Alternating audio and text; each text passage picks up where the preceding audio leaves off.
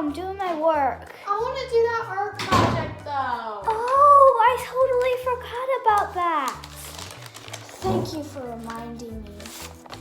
So today what we're going to do is a watercolor effect. These are two projects we did earlier today. And we actually don't need any watercolors. What? So let's get started. So the supplies that you'll need today is your drawing, and it's much better if you outline it in Sharpie or a dark marker.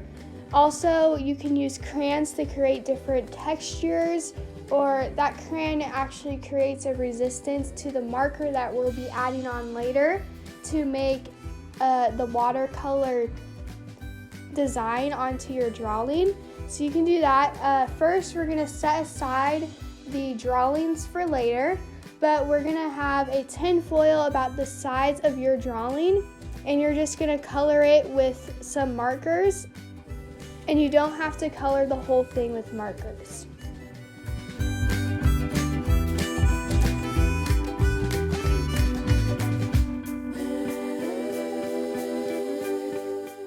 We are now done coloring. What you're going to do is fill up a water bottle and you're going to put your hand in there. If you have a squirt thing, you can squirt it on. You're going to put your hand in there and you're going to sprinkle some of it on your tin foil. Now we are done doing that. Next, you're going to put your picture and you're going to massage it on the tin foil.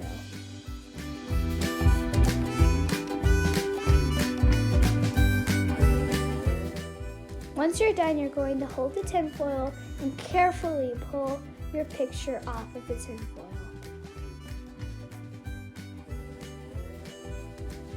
Now, let it dry, and then you have your perfect picture.